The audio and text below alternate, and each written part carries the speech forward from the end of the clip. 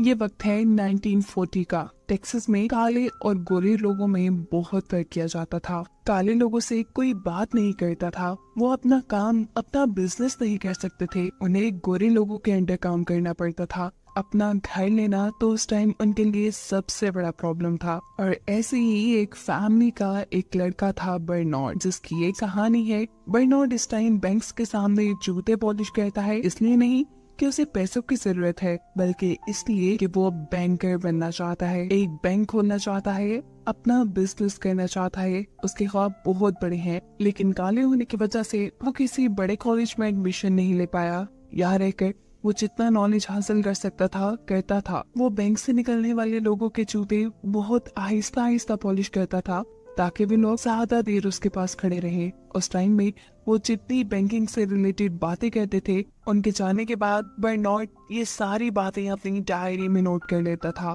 यहाँ तक कि वो तो कान लगाकर बैंक मैनेजर की भी बातें सुनता था। और एक दिन ऐसा करते हुए वो पकड़ा गया। उसके डैड उसे समझाते भी हैं कि तुम बहुत बड़ी बड़ी ख्वाब देख रहे हो, सब टूट जाएंगे, बिखर जाएंगे। लेकिन बर्नार्ड जानता था कि उसे अपने ख्वाब कैसे पूरे करने हैं। सीन कट होता है और हम 15 साल बाद दोबारा बर्नार्ड को देखते हैं। इस टाइम उसकी एक वाइफ और एक बेटा भी है, जिन्हें लेकर बर्नार्ड लॉस एंजलिस शिफ्ट हो गया है। लॉस एंजलिस में इतना काले लोगों को डिस्क्रिमिनेट नहीं किया जाता जितना मैक्सिस में किया जाता था।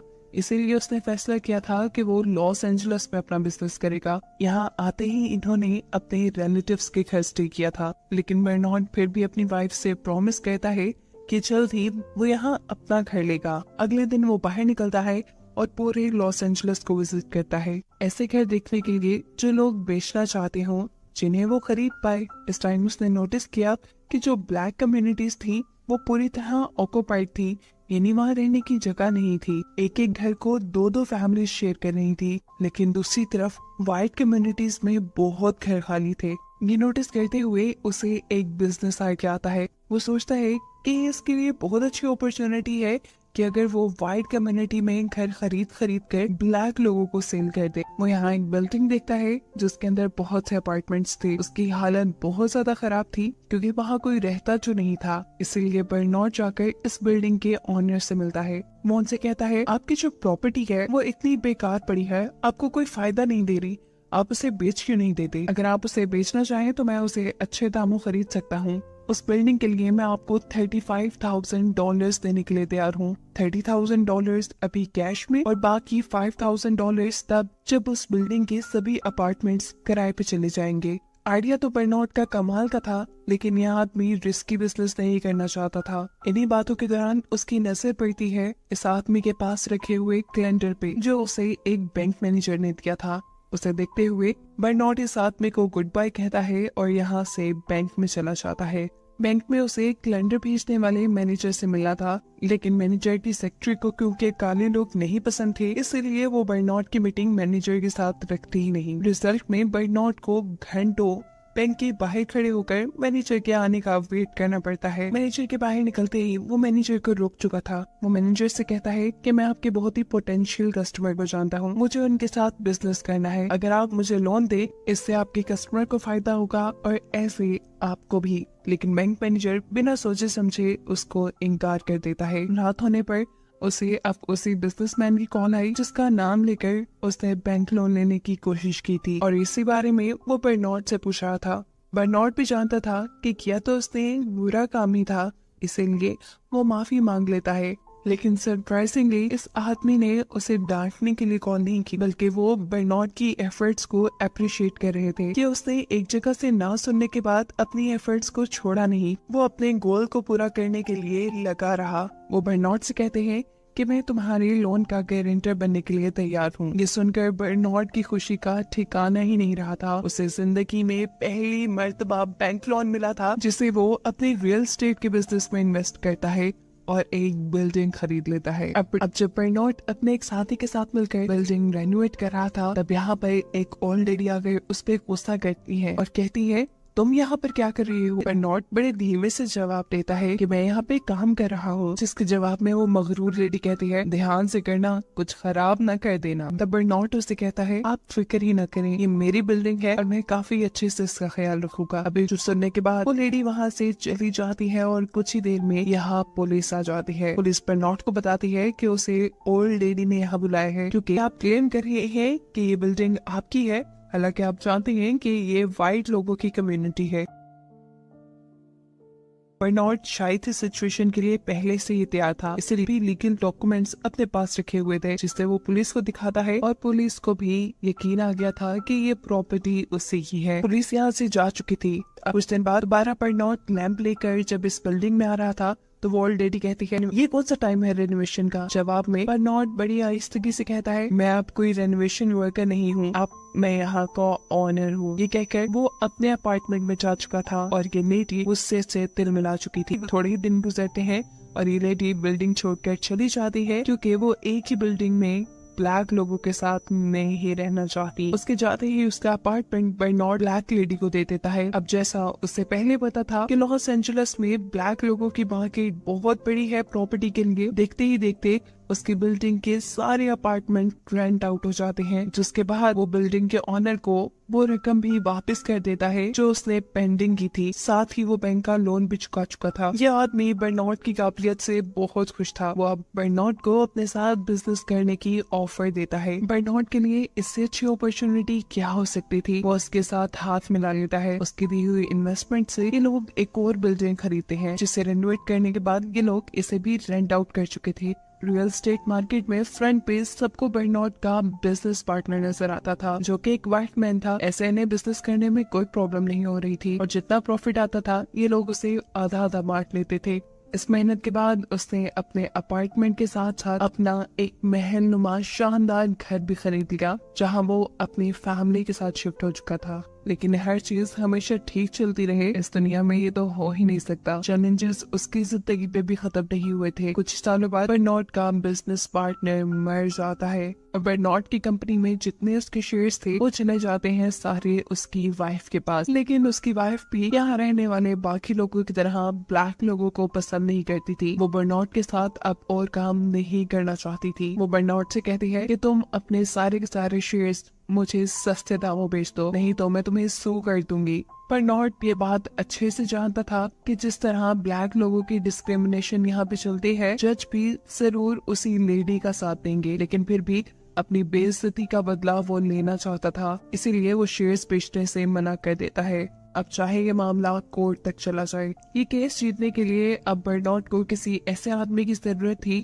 जो बर्नार्ड और उसके बिजनेस पार्टनर के दरमियान में हुई बिजनेस डील के बारे में जानता हो। तब उसे याद आता है वही बैंक मैनेजर जिससे उसने लोन लिया था। वो फौरन बैंक मैनेजर से मिलने के लिए जाता है, लेकिन देखता है कि पहले ही बिजनेसमैन की विडो यानी उसकी वाइफ मैनेजर से मिल चुकी है। लाचार बर्नार्ड अब इस बिल्डिंग में खड़ा इधर उधर देख रहा था। इस बिल्डिंग में चारों तरफ बैंक थे और हर बैंक में काले लोगों के लिए ऐसे ही डिस्क्रिमिनेशन पाई जाती थी, ऐसे ही काले लोगों को जलील किया जाता था। इस बिल्डिंग में जो चारों के चारों बैंक थे उन सभी ने कभी न कभी बर्नार्ड को जलील किया था, डिस्क्रिमिनेट किया था। खड़े खड़े उसके दिमाग में एक बहुत ही अच्छा आइडिया आता है। वो सोचता है क्यों ना मैं ये बिल्डिंग ही खरीद लूं। फिर देखता हूँ कि यहाँ पे मौजूद बैंक इस तरह मुझे जलील करते हैं। लेकिन मसला वही कि अभी भी उसके पास इतनी ज्यादा इन्वेस्टमेंट नहीं थी। वो अब लॉस एंजलिस की रियल एस्टेट के एक बड़े बिजनेसमैन से मिलता है। किस्मत से वो भी उन्हीं की कम्युनिटी का है। बर्नार्ड उसे अपना बिजनेस प्रपोजल देता है। बैंक्स वाली बिल्डिंग को खरीदने का सुनते ही जॉय की हंसी छूट गई थी। उसे लग रहा था कि शायद बर्नार्ड का दिमाग खराब है, क्योंकि वहाँ की कीमत बहुत ज्यादा थी। साथ ही साथ कभी किसी ब्लैक आदमी ने लॉस एंजलिस में इतनी कीमती जमीन नहीं खरीदी थी।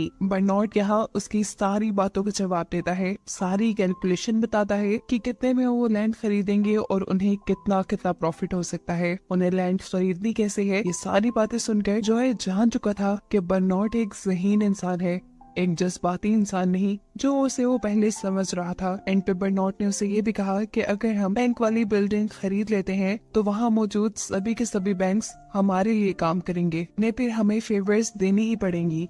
ऐसे इन्वेस्टमेंट मिलना हमें आसान हो जाएगा और हमारा रियल एस्टेट बिजनेस काफी आसानी से आगे बढ़ेगा। बर्नॉट का आइडिया उसे बहुत ज्यादा कमाल लगा था। वो बर्नॉट को अप्रिशिएट करता है और कहता है मेरे पास बहुत पैसा है, लेकिन ऐसा आइडिया कभी मेरे दिमाग में नहीं आया। इतना पैसा होने के बावजूद भी आज तक मैं वाइट लोगों के लिए काम करता आया हूँ, लेकिन अब मैं तुम्हारे साथ काम करूंगा।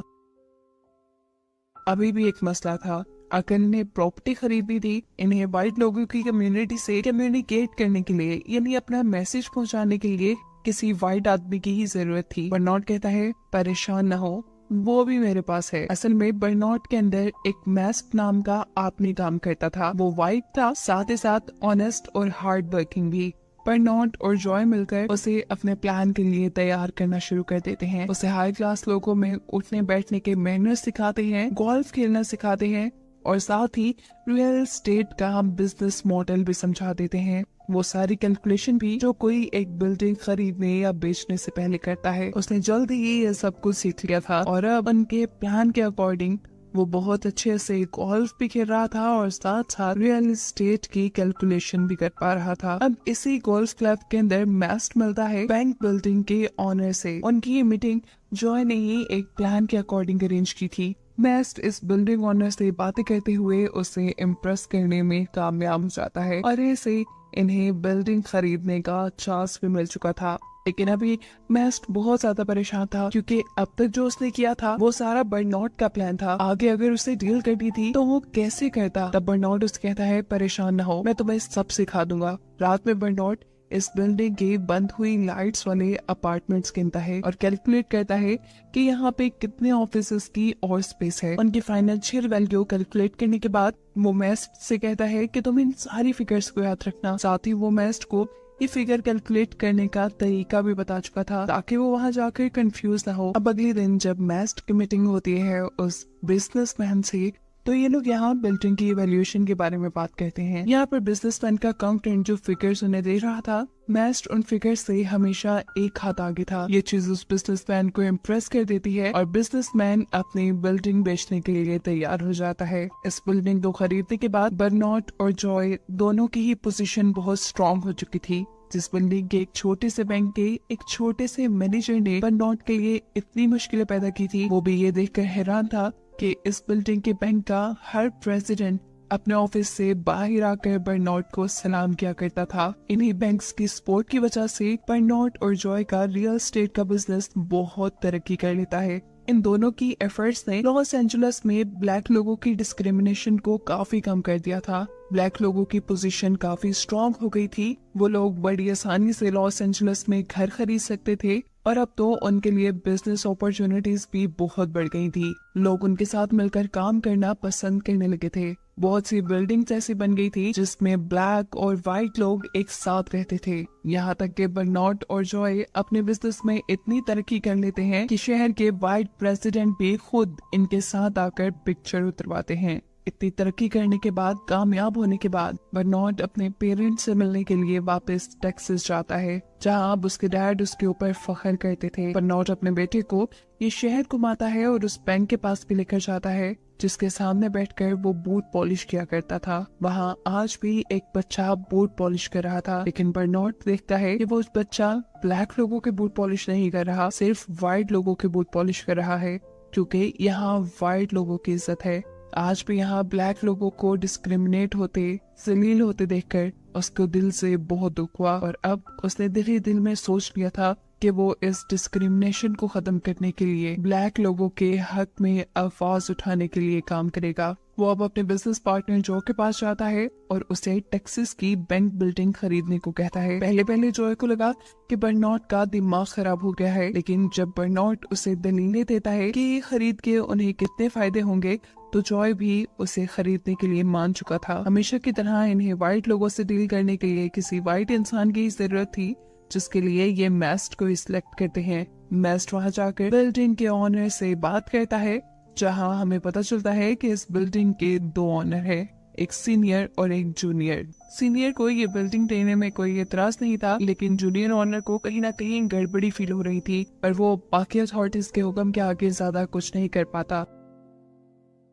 बैंक की बिल्डिंग खरीदने के बाद ये लोग यहाँ का बैंक भी खरीद लेते हैं और यहाँ पर रहने वाले ब्लैक लोगों को बड़ी आसान एक साथ पे कर्जे देना शुरू कर देते हैं ताकि वो यहाँ पर अपनी प्रॉपर्टी खरीद सके, अपना बिजनेस कर सके और व्हाइट लोगों की तरह ही कामयाब हो पाए। सब कुछ बिल्कुल ठीक चल रहा था, लेकिन सिर्फ तब तक जब तक जूनियर अपने बैंक के लोन्स की डिटेल्स देखना शुरू नहीं करता। जब बैंक की डिटेल्स उसकी आंखों के सामने आती है तो वो ये देखकर शॉक हो चुका था कि सारे के सारे लोन सिर्फ ब्लैक लोगों को दिए जा रहे थे। वो अब मैस्ट के जरिए बर्नॉट और जॉय से मिल लेता है और उन्हें धमकी देता है कि तुमने जो किया वो अच्छा नहीं किया। जो लोन तुमने पास किए हैं उसके जुर्म में तुम्हें गिरफ्तार भी किया जा सकता है, क्योंकि वो सब के सब बाइस्ड हैं, तुम्हारे फायदे के लिए हैं। वो इन्हें यहाँ धमकी भी दे गया था कि अगले 1 महीने में फेडरल डिपार्टमेंट वाले उनके बैंक को चेक करने के लिए आएंगे और अगर कुछ भी गड़बड़ी निकली तो उन्हें जेल जाना पड़ेगा। ये खबर सुनकर ये तीनों ही डर चुके थे। इन्हें समझ नहीं आ रहा था कि ये इस मुसीबत से निकले कैसे। तब मैस्ट इन्हें आइडिया देता है कि हमें एक और बैंक खरीद लेना चाहिए, उस बैंक को मैं चलाऊंगा और ये सारे लोन हम वहाँ ट्रांसफर कर देंगे। ये आइडिया बहुत ज्यादा अच्छा नहीं था, लेकिन फिलहाल कोई दूसरा ऑप्शन ना होने की वजह से इन्हें यही करना पड़ा। मैस्ट अपना बैंक चलाना शुरू कर देता है और उसका लॉयर बगैर सोचे समझे बहुत से लोन डॉक्यूमेंट्स पे साइन कर देता है। मैस्ट अब इस बैंक को अपने और बर्नॉट के अकॉर्डिंग चला रहा था, लेकिन मसला तब पैदा होता है जब इन्हें पता चलता है कि फेडरल गवर्नमेंट के लोग उनके बैंक की इंस्पेक्शन के लिए भी आ रही हैं और ये सब गेम खेली थी असल में जूनियर ने। मैस्ट बहुत ज्यादा घबराया हुआ था। बर्नॉट उसे रिलैक्स करने के लिए यहाँ वर्कर जैसे कपड़े पहनकर पहुंच जाता है और इंस्पेक्शन टीम की बातें सुनता है। उसे पता चलता है कि लॉयर ने यहाँ पे बहुत सारी गलतियां की हुई थी। उसने बहुत से ऐसे लोन अप्रूव किए हुए थे जिसका कोई लीगल रीजन बनता ही नहीं था और ऐसे अब उनके बैंक का लाइसेंस जब्त कर लिया जाता है। बर्नॉट उनके जाने के बाद ये सारे डॉक्यूमेंट चेक करता है और उससे पूछता है कि इतनी बड़ी बड़ी गलतियां कैसे हो गई, तुम्हारा लॉयर अंदर था क्या?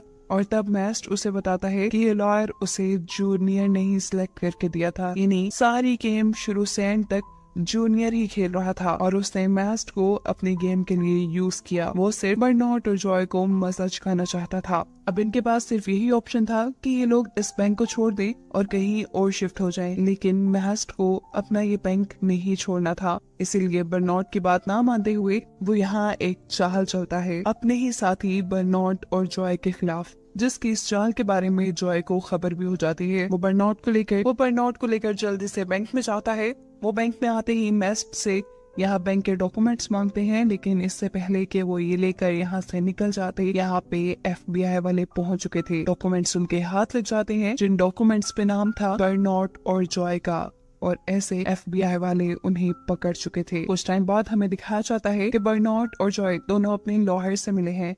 इन्हें कुछ दिनों की बेल पे छोड़ा गया था ताकि ये अपना केस लड़ सके, लेकिन इनके लॉयर इन्हें बताते हैं कि आप लोगों का यहाँ पे केस लड़ना आसान नहीं होगा। मैं जानता हूँ जज व्हाइट लोगों की ही फेवर में फैसला देंगे।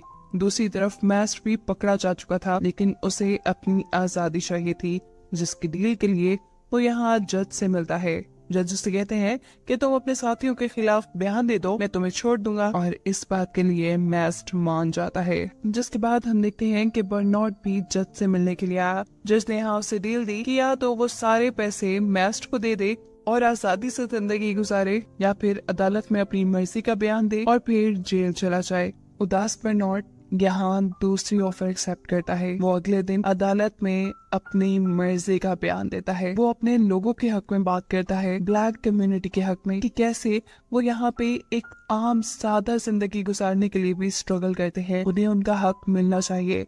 और ये बयान देने के बाद वो जेल जा चुका था। उसने अपनी कम्युनिटी के लिए अपना सब कुछ गवा दिया। इनका बैंक दोबारा जूनियर को मिल गया, वो भी कोड़ियों के भाव। मैस्ट क्योंकि व्हाइट कम्युनिटी से ताल्लुक रखता था, इसीलिए उसे किसी जुर्म में भी पकड़ा नहीं गया। जिसके बाद कहानी यहाँ से बहुत साल आगे बढ़ गई। आज वो दिन था जब बर्नॉट और जॉय दोनों को जेल से बाहर निकलना था। बर्नॉट को लेने के लिए उसकी वाइफ आई थी। हम देखते हैं कि अनएक्सपेक्टेडली बर्नॉट जेल से निकलने के बाद ऐसे खुश है जैसे उसने लाइफ में कुछ खोया ही ना हो, उसके साथ कुछ बुरा ही ना हुआ हो। तब जॉय बर्नॉट की वाइफ को हकीकत बताता है कि इन्होंने असल में अपनी कोई प्रॉपर्टी खोई ही नहीं। बर्नॉट की वाइफ हैरानी से पूछती है, ये सब कुछ तुम लोगों ने कैसे किया? बर्नॉट बताता है कि अदालत जाने से एक रात पहले उन्हें मैस्ट की कॉल आई थी। मैस्ट ने जो उनके खिलाफ बयान दे दिया था वो उसके लिए माफी मांगना चाहता था। और माफ करने के बदले मैंने उससे बस एक फेवर मांगी कि तुम हमारी सारी प्रॉपर्टी बेचकर उन पैसों को कहीं और इन्वेस्ट कर दो। उसने बिल्कुल हमारे अकॉर्डिंग काम किया और अब हमारे पास पहले से भी बड़ा रियल एस्टेट का सेटअप है, जिसे अब वो पूरी जिंदगी के लिए चलाएंगे। इनकी लाइफ अब दोबारा से पहले जैसी नॉर्मल होने वाली थी, जिसे दिखाते हुए ये कहानी यहाँ खत्म हो जाती है।